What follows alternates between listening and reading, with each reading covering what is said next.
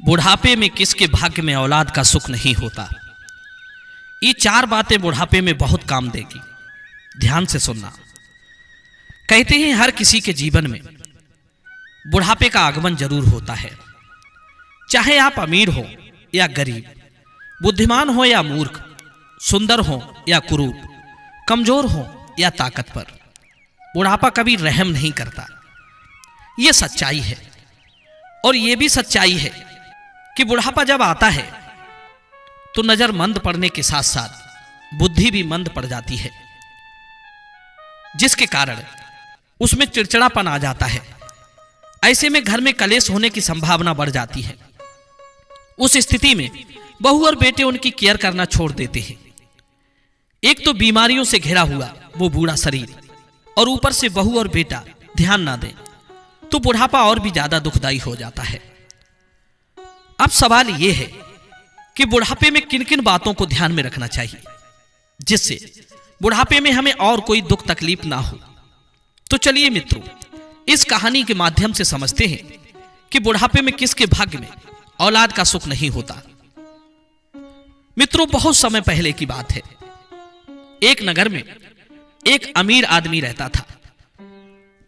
उसका बहुत बड़ा कारोबार था। देश विदेश में व्यापार करके जब उसने खूब धन कमा लिया तो एक दिन उसके माता पिता ने अपने पुत्र से कहा, बेटे, धन तो आपने खूब कमा लिया, अब अपना विवाह करके अपनी गृहस्थी को भी आगे बढ़ाओ।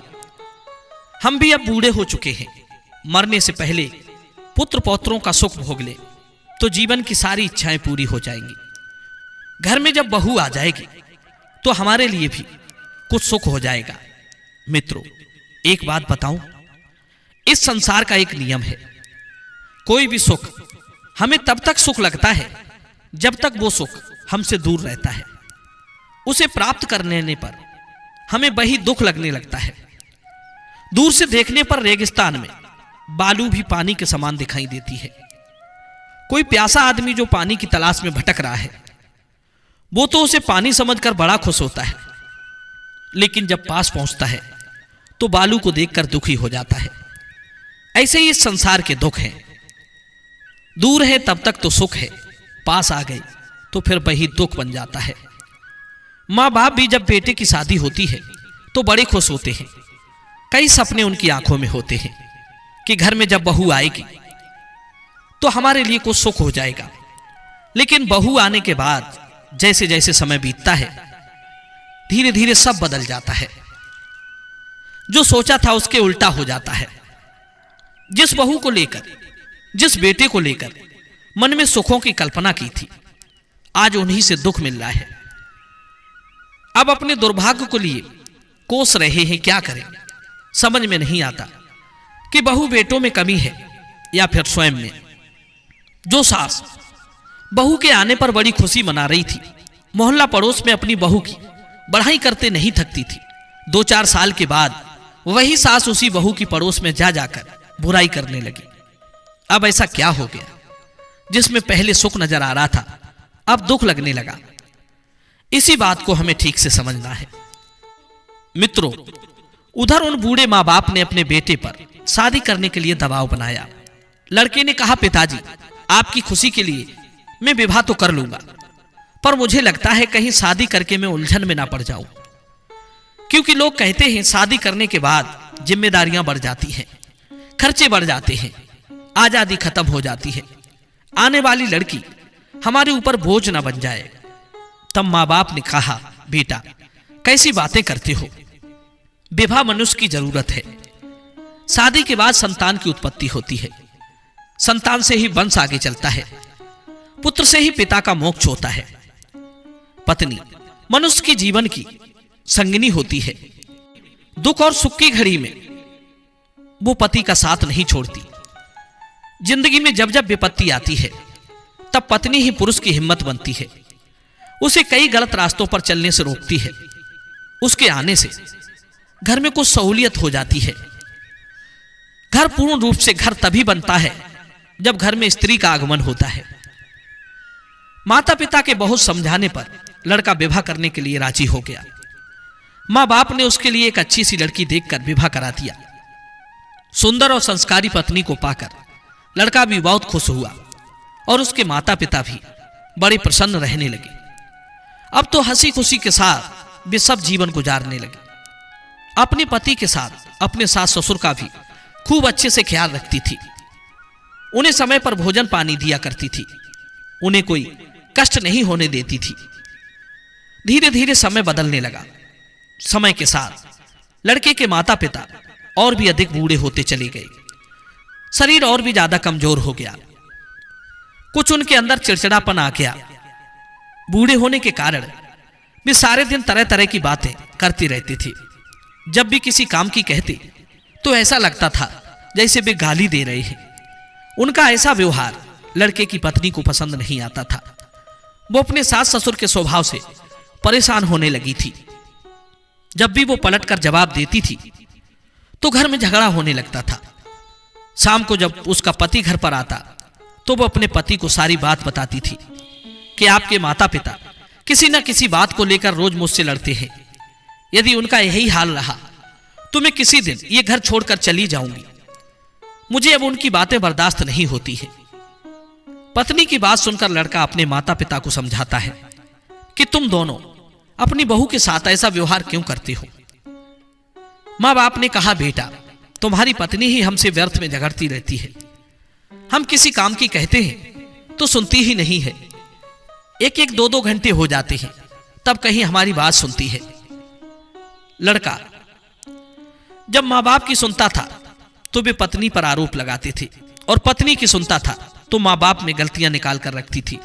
लड़का बड़ा परेशान हो चुका था। आखिर किसमें कमी निकाले, किसको समझाए।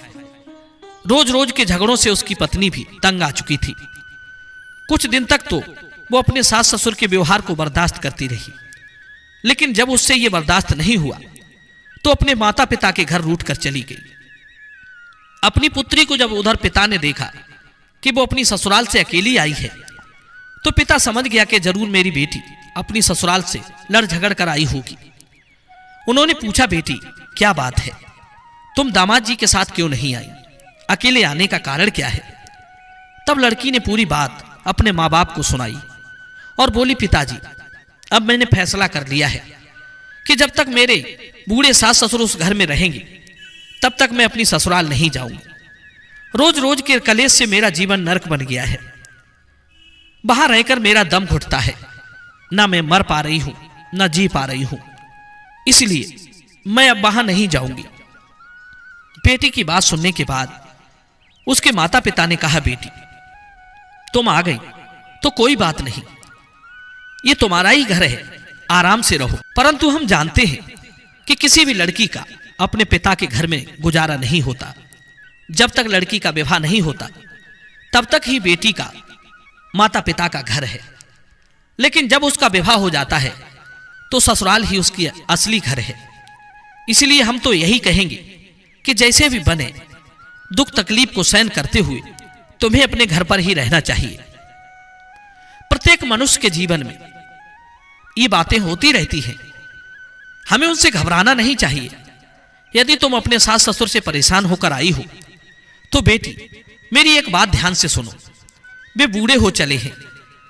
समय के साथ उनकी सोचने समझने की शक्ति भी कम हो गई होगी।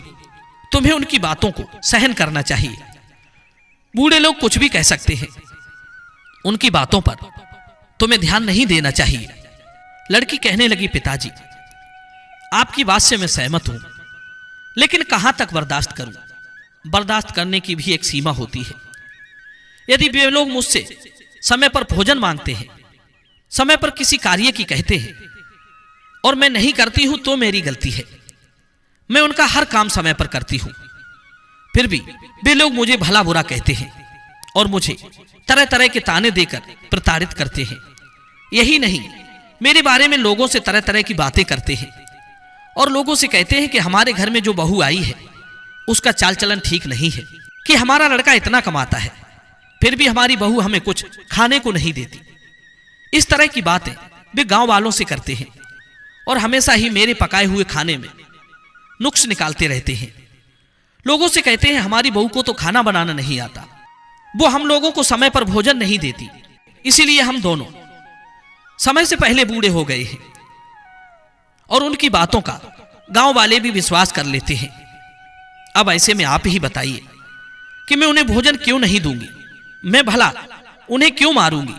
जब अपनी बेटी की बातें वो पिता सुनता है तो उसे अपनी बेटी की बातों को सुनकर बड़ा ही दुख होता है और अपनी बेटी से कहता है, पुत्री तुम चिंता ना करो, इस बारे में मैं तुम्हारी ससुराल जाकर तुम्हारे सास ससुर और तुम्हारे पति से बात करूंगा और उनसे पूछूंगा कि आखिर वे लोग तुम्हारे साथ ऐसा व्यवहार क्यों करते हैं।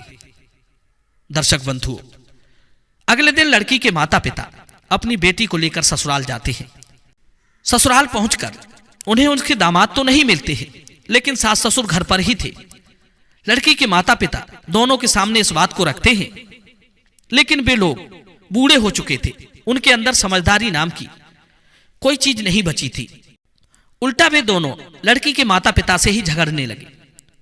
लड़की के माता पिता ने काफी समझाया, लेकिन कोई हल नहीं निकला। जब बातचीत से कोई हल नहीं निकला तो लड़की के माता पिता अपनी बेटी को लेकर उदास मन से अपने घर की ओर लौटने लगे। जब वे वापस लौट रहे थे तो रास्ते में उन्हें एक संत महात्मा दिखाई दिए, जिनके हाथ में एक कमंडल था। उनकी सफेद लंबी दाढ़ी थी। जब लड़की के माता पिता उस व्यक्ति के पास पहुंचते हैं तो उन्हें मालूम पड़ता है कि वो महात्मा बड़े ही पहुंचे हुए सिद्ध महात्मा हैं। लड़की के मां बाप ने महात्मा जी को प्रणाम किया और उनके चरणों के पास बैठ गए। जब साधु महाराज ने पूछा, पुत्र तुम्हारी क्या परेशानी है? तो लड़की का पिता कहने लगा, महाराज मैं बड़ा उलझन में फंसा हुआ हूं, मेरी कुछ समझ में नहीं आ रहा है कि मुझे क्या करना चाहिए। तब साधु महाराज कहते हैं, हे बच्चा, तुम्हें जो भी परेशानी है उससे मुझे साफ साफ बताओ, मैं तुम्हारी परेशानी का कोई ना कोई जरूर समाधान कर दूंगा। तब लड़की का पिता कहता है, हे गुरुदेव, कुछ साल पहले मैंने अपनी बेटी की शादी इसी गांव में की थी। ये लोग बहुत ही अमीर हैं। जिस लड़के से हमने अपनी पुत्री का विवाह किया था वो लड़का तो ठीक है, लेकिन उसके माता पिता कुछ ठीक नहीं है। वे बूढ़े हो चुके हैं और बूढ़े होने के कारण रोज मेरी बेटी को तंग किया करते हैं। मेरी बेटी के बारे में गांव वालों के सामने उल्टी सीधी बातें करते हैं, जिसके कारण मेरी बेटी अपनी ससुराल छोड़कर मेरे पास लौट गई और मेरे पास रहने की जिद करने लगी। अब ऐसे में आप ही बताइए कि कोई पिता अपनी शादीशुदा पुत्री का जीवन भला कैसे काट सकता है। लड़की के पिता की ऐसी बातों को सुनकर वो सन्यासी कहने लगा कि हे पुत्र, यदि ऐसी बात है तो तुम मुझे उन लोगों के पास ले चलो, मैं उन्हें कुछ शिक्षा दूंगा, मैं उन्हें कुछ बातें बताऊंगा। यदि वे मेरी बताई हुई बातों को समझ जाएंगे, उन्हें अपने जीवन में उतार लेंगे, तो आपकी बेटी हमेशा खुश रहेगी। वे कभी आपकी बेटी से लड़ाई झगड़ा नहीं करेंगे, स्वयं भी प्रसन्न रहेंगे और आपकी बेटी भी खुश रहेगी। अब तो लड़की के माता पिता ने उन महात्मा जी को अपने साथ लिया और अपनी बेटी के ससुराल में पहुंच गए। लड़की के माता पिता को साधु ने दरवाजे पर रुकने को कहा और स्वयं घर के अंदर प्रवेश कर गए। घर के अंदर दोनों लड़की के सास ससुर बैठे हुए थे। उधर जब लड़की के सास ससुर ने साधु महाराज को देखा तो वे दोनों उठकर खड़े हो गए और साधु महाराज को बैठने के लिए आसन दिया। फिर उस लड़के के माता पिता ने उन महात्मा जी से खाने पीने के बारे में पूछा। साधु महाराज ने कहा, मैं आप लोगों के घर पर जी भर के खाना खाऊंगा, लेकिन उससे पहले तुम्हें मेरा एक काम करना होगा। सन्यासी की बात सुनकर दोनों बुजुर्ग व्यक्ति कहने लगे, आपकी सभी बातें हम मानने को तैयार हैं, पहले आप भोजन कर लीजिए। महात्मा जी ने कहा, नहीं, पहले तुम मेरी बातों को ध्यान से सुनो, उसके बाद ही आप अपने घर का भोजन मुझे कराना। मित्रों, उसके बाद साधु महाराज कहने लगे कि मैंने सुना है कि आप लोग बूढ़े हो चुके हो और बूढ़े होने के कारण आपको लोग परेशान करते हैं। घर में आपकी बहू भी तुम्हें बहुत परेशान करती है।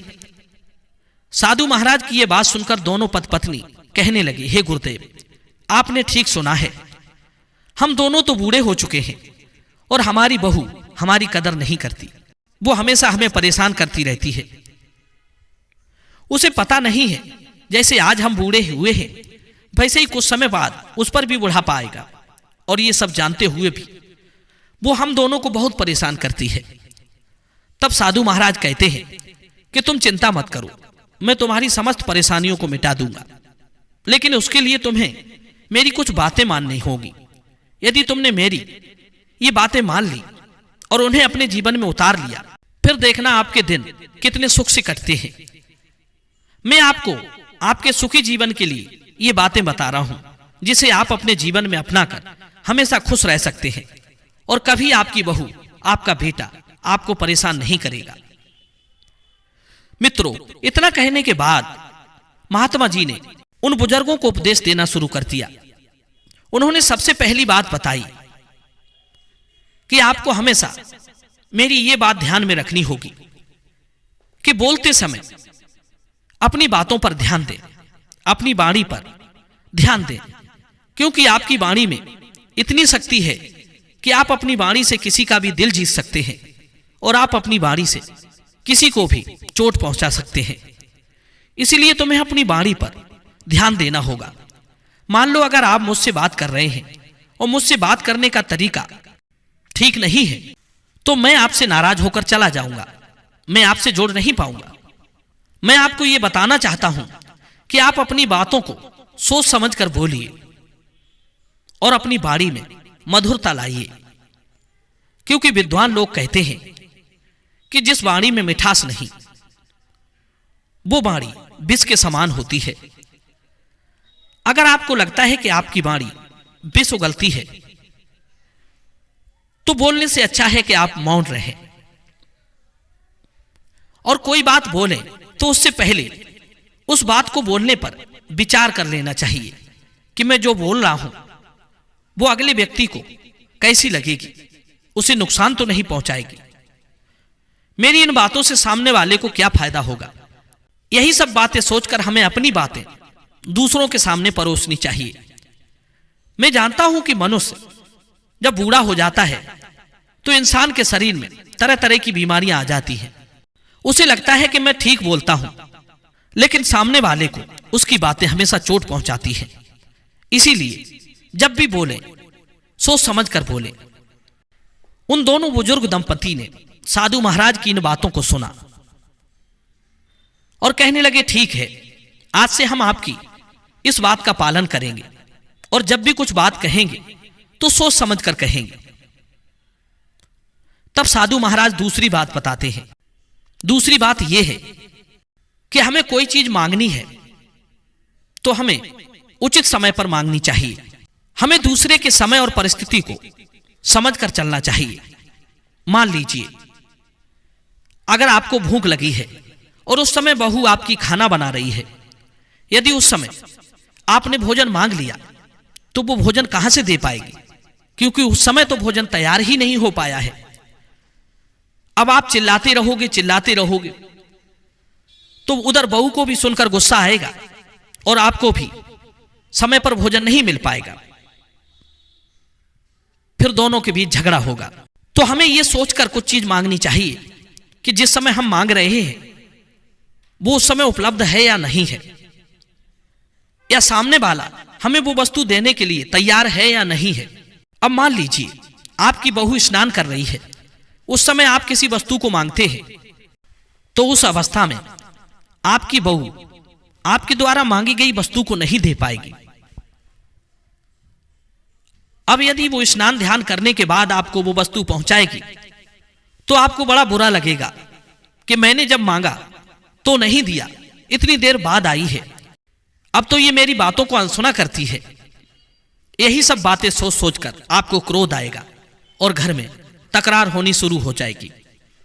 आपको यह समझना होगा कि बुढ़ापे में और जवानी में अंतर होता है। जवानी में हम दूसरों के लिए कमाते हैं, इस कारण दूसरों पर भी हमारा अधिकार होता है।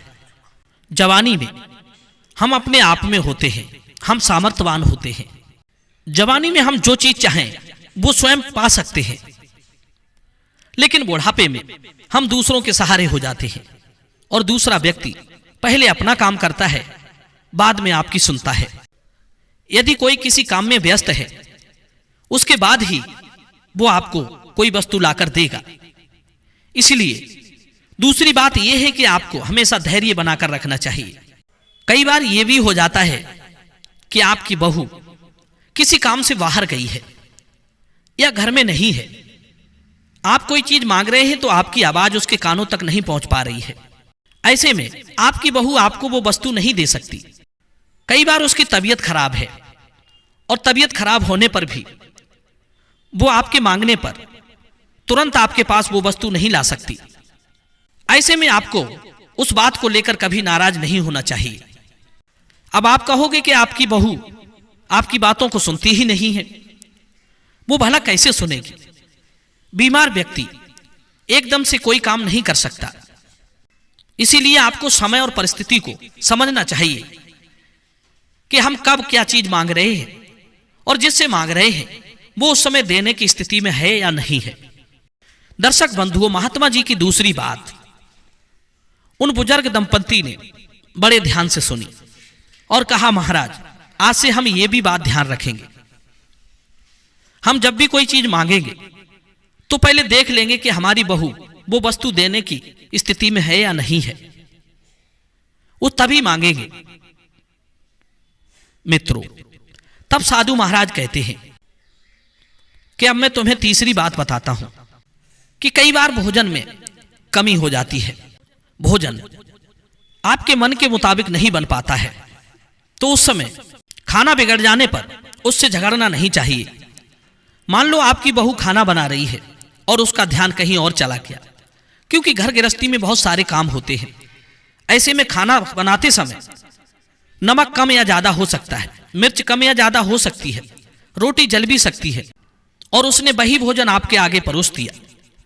आपने उस भोजन को चखा और भोजन चखते ही आप मुंह बनाने लगे और कहने लगे भोजन में तो स्वाद ही नहीं है। तरह तरह के नुक्स लगाने लगे कि भोजन में ये कमी है, सब्जी में ये कमी है, सब्जी ऐसी नहीं बनी। तो इससे आपके शब्द आपकी बहू को बहुत बुरे लगेंगे, वो अपना अपमान समझेगी, आपके शब्द उसे ठेस पहुंचाएंगे, उसकी भावनाओं को आहत करेंगे। भाई, गलतियां तो सबसे हो जाती हैं। जब आप लोग जवान थे तो भोजन बनाते समय आपसे भी भूल हुई होगी, तो क्या आपके माता पिता ने आपके साथ ऐसा ही व्यवहार किया था? मान लो अगर आपके माता पिता ने आपके साथ ऐसा व्यवहार किया होगा तो उस समय आपको कैसा लगा होगा? इसलिए हमें दूसरे के काम में कमी निकालने से बचना चाहिए, चाहे कोई स्त्री हो या पुरुष। गलतियां सभी से होती हैं। भोजन बनाने में थोड़ी बहुत गलती हो भी जाती है तो हमें उसे सह लेना चाहिए और अपनी बहू को बताना चाहिए कि बेटी, आज भोजन में ये कमी है, आगे से इस बात का ध्यान रखना। यदि आप ये बात प्रेम से बताओगे तो वो उस चीज पर गौर करेगी और आपके शब्दों से उसे पीड़ा भी नहीं होगी और सोचेगी कि हमारे सास ससुर बहुत अच्छे हैं कि हमें कोई बात है तो प्रेम से समझा देते हैं। अब यदि उसके भोजन में आप रोज कमियां ही ढूंढते हो और बताते हो कि इस चीज में कमी है, उस चीज में कमी है, इससे उसे बहुत तकलीफ होती होगी। इसलिए इस बात से हमेशा बचिए। आपको ऐसा करने से घर में हमेशा कलह ही मचती है। अगर कभी कभार भोजन बिगड़ भी जाए तो आपको चुपचाप सह लेना चाहिए और प्यार से फिर बहू को समझाना चाहिए कि बहू आपकी बातों का बुरा भी नहीं मानेगी और उस बात का आगे ध्यान भी रखेगी। दर्शक बंधु, महात्मा जी की तीसरी बात सुनकर वे दोनों बुजुर्ग दंपति कहने लगे, साधु महाराज, हम आपकी तीसरी बात भी समझ चुके हैं, आगे से हम इस बात का भी ध्यान रखेंगे। तब महात्मा जी उन दोनों को चौथी बात बताते हैं और चौथी बात यह है कि हमें अपने परिवार के हालातों के बारे में कभी दूसरों को नहीं बताना चाहिए। मान लीजिए आपके परिवार में पैसे की कमी है, आपके परिवार में लड़ाई झगड़ा होता है, किसी बात को लेकर लड़ाई झगड़ा हो गया, आपकी बहू अच्छी नहीं है या वो अच्छा खाना नहीं बनाती, वो आपका कहना नहीं मानती, या फिर घर परिवार में किसी प्रकार की कोई समस्या है और आप उस समस्या को दूसरे लोगों को बताते हैं, तो आपका ऐसा करना बिल्कुल भी ठीक नहीं है, क्योंकि बाहर वालों को जब तुम अपने घर की बातों को बताते हो तो उस समय वे दिखावे के लिए तो आपके साथ हमदर्दी दिखाते हैं, लेकिन तुम्हारे जाने के बाद तुम्हारे पीठ पीछे तुम्हारा मजाक उड़ाते हैं और वही लोग एक की चार बनाकर तुम्हारे बहू और बेटों से कह देती हैं। इससे घर में और ज्यादा कलेश बढ़ जाता है और निरंतर ऐसा करने से आप बहू बेटों की नजरों में हमेशा गिर जाते हो। इसलिए दूसरों को अपने घर की समस्या कभी नहीं बतानी चाहिए। इससे आपके घर में समस्या बढ़ेगी, कमेगी नहीं। आपकी बहू, आपका लड़का समाज में जाने के लायक नहीं रहेगा। यदि वो कहीं समाज में खड़ा होता है, किसी पंचायत में खड़ा होता है, अपनी कुछ बात रखेगा, तो वहां उपस्थित लोग उसके मुंह पर ही कह देंगे कि तुम्हारी बहू तुम्हारे माता पिता के साथ ऐसा करती है, वैसा करती है, और तुम यहां हमें उपदेश देने आ गए। इसलिए वहां पर तुम्हारे बेटे का सम्मान नहीं होगा। वे लोग तुम्हारे बेटे को भला बुरा कहेंगे कि बुढ़ापे में तुम लोग अपने माता पिता को परेशानी देते हो। पहले अपने घर की समस्या हल करो, उसके बाद दूसरों के मामले में झांकना। इसलिए हमेशा ध्यान रखो, अपने घर की बात कभी बाहर वालों को नहीं बतानी चाहिए। कई बार आपके घर का झगड़ा जब दूसरों के कानों में पहुंच जाता है, बाहर वाले लोगों को पता लग जाता है, तो फिर भी इस मौके का फायदा उठाकर आपको नुकसान पहुंचाते हैं, आपके ही घर को बर्बाद करते हैं। दर्शक बंधु, महात्मा जी की चौथी बात वे दोनों बुजुर्ग भली भांति समझ चुके थे। कहने लगे, महाराज जी, आज से हम आपकी इस बात को भी अपने जीवन में बड़ी अच्छी तरह से पालन करेंगे। हमसे बड़ी भूल हो गई। हम लोग तो अपने घर के बारे में, अपने पैसों के बारे में, अपनी बहू बेटों के बारे में ये बात अपने मोहल्ला पड़ोस में बता देते हैं। हमसे गलती हो गई, ये हमने ठीक नहीं किया। अक्सर हमने गुस्से में अपने गांव में ये बात कही कि हमारी बहू ठीक नहीं है, हमारे घर के हालात ठीक नहीं है, हम लोग बहुत परेशान रहते हैं, हमें कभी समय पर हमारी बहू भोजन पानी नहीं देती, हमारी बहू बिल्कुल अच्छी नहीं है। इन बातों को तो हमने पूरे गांव में फैला दिया है।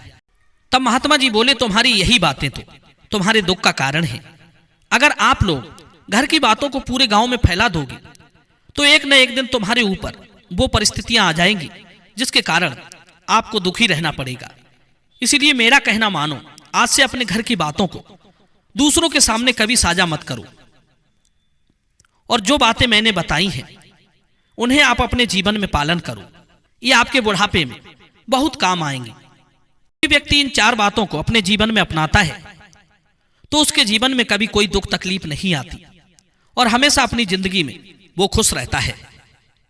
उसके घर में सदैव सुख शांति बनी रहती है, उसके परिवार में कोई विपत्ति नहीं आती। उसके बहू और बेटा बुढ़ापे में अपने सास ससुर की, अपने माता पिता की खूब केयर करते हैं, उनकी इज्जत करते हैं, उनके दुख सुख का ख्याल रखते हैं। दर्शक बंधु, इस प्रकार से साधु महाराज ने 4 बातें उन दोनों को बताई। वे दोनों कहने लगे, महाराज, आपकी इन 4 बातों को हम भली भांति याद रखेंगे और इनका पालन करेंगे। अब तो आप भोजन कर लीजिए। साधु महाराज कहते हैं, अभी मेरी बात खत्म नहीं हुई है। मेरी बात तब खत्म होगी जब आपकी बहू और बेटे मेरे सामने होंगे, क्योंकि उन्हें भी मुझे कुछ शिक्षा देनी है। कुछ बातें मुझे उनसे भी कहनी है, क्योंकि ताली कभी एक हाथ से नहीं बजती। पहले आप अपने बेटे और बहू को बुलाइए, उसके बाद ही हम भोजन करेंगे। बाद वे दोनों बुजुर्ग अपने बेटा को बुलाते हैं और अपनी बहू को बुलाते हैं, और वे दोनों साधु को प्रणाम करके उनके पास बैठकर साधु की बातें सुनने लगते हैं। साधु महाराज कहते हैं, आप लोग भी कुछ बातें सुन लो जो आपके जीवन में बहुत काम आएंगी।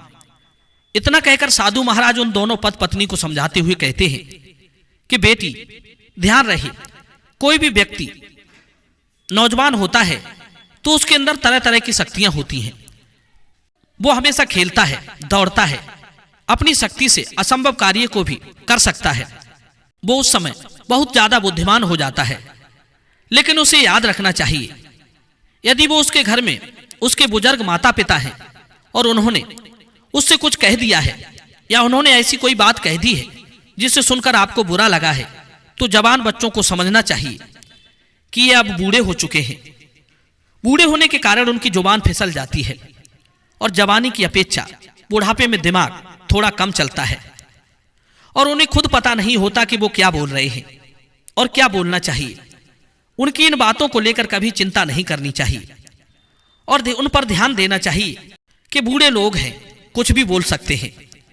इनकी बातों पर जो भी व्यक्ति ध्यान देता है वो हमेशा परेशान रहता है और उसकी पत्नी भी परेशान रहती है, उसके परिवार वाले भी परेशान रहते हैं, क्योंकि बुढ़ापे में कोई भी इंसान कोई भी बात बोल सकता है और कहीं भी आ जा सकता है। उसे खुद पता नहीं होता कि मैं क्या बोल रहा हूं और क्या कर रहा हूं। दूसरी बात, मान लो आपके माता पिता हैं या आपको मार दिया है या कोई दिल को ठेस पहुंचाने वाली बात कह दी है या बिना बात के तुमसे झगड़ा करने लगे या आपकी पत्नी से कोई बात कह दी कि भोजन ठीक नहीं बना है, तो आप लोगों को जवाब नहीं देना है, उनकी बातों को ध्यान से सुन लेना है। आपको सोचना है कि हमारी किसी गलती की वजह से भोजन बनाने में कोई कमी हुई है तो हमें पहले उस कमी को सुधारना है। अगर भोजन बनाने में कोई कमी नहीं रही है तो चुपचाप उनकी बातों को सहन कर लेना है, क्योंकि बुढ़ापे के समय में वे कुछ भी कह सकते हैं। और ऐसा भी नहीं है कि बुढ़ापे में वे हमेशा गलत बात ही बोलेंगे।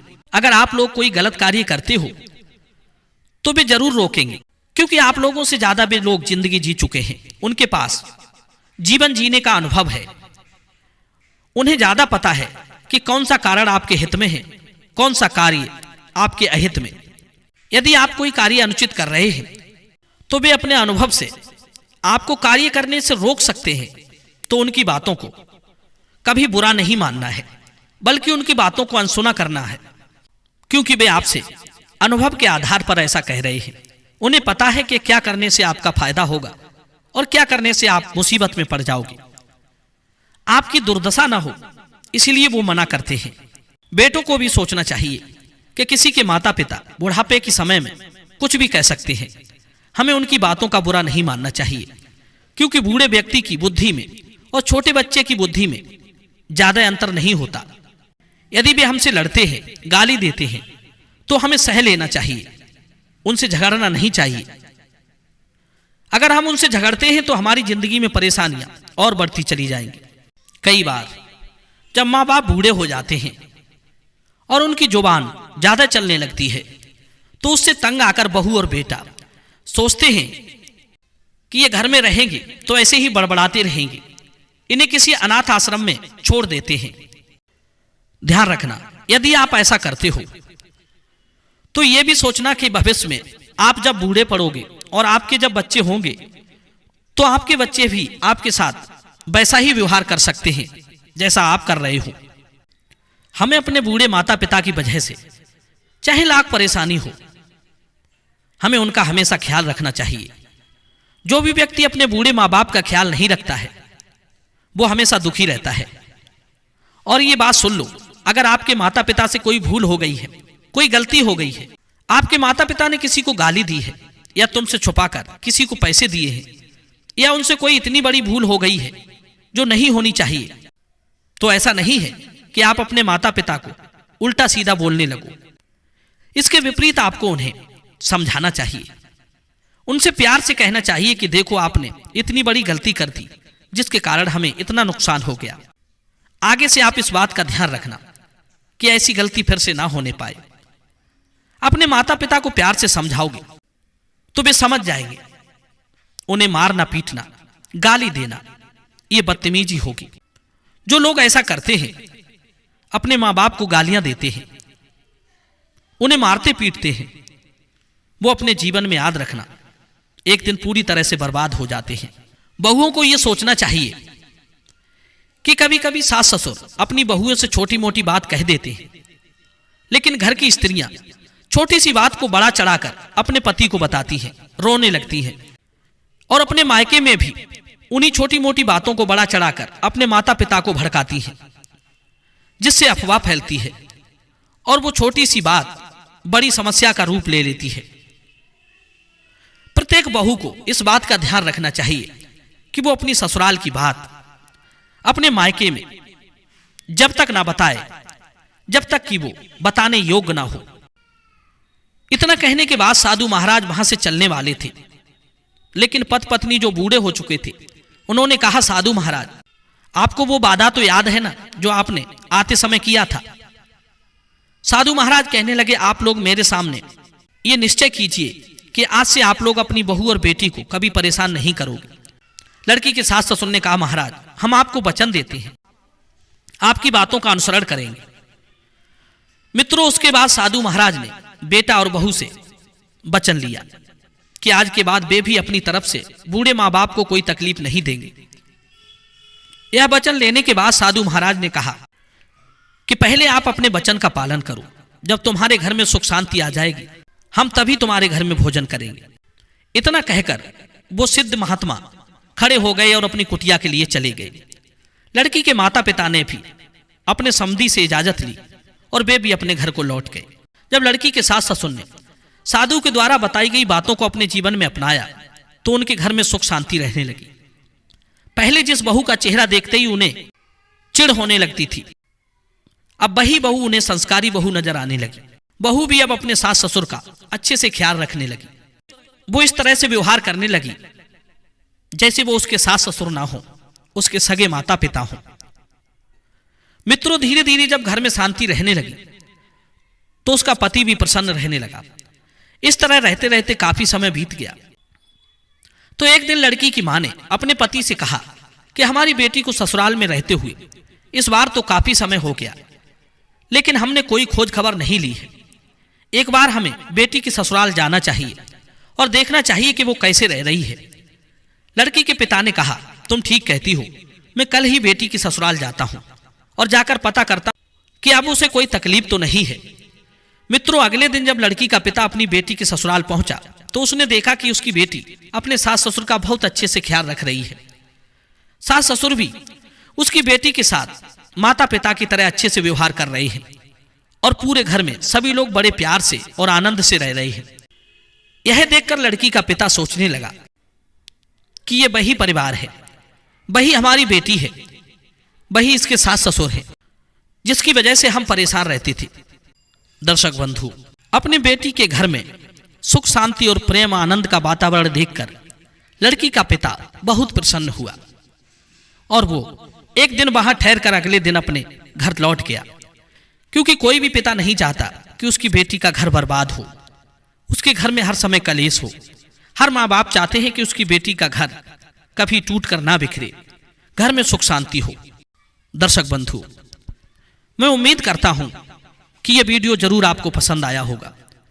तो चलिए मिलते हैं आपसे अगली वीडियो में एक और चर्चा के साथ। आप सभी का बहुत बहुत धन्यवाद। जय श्री कृष्ण।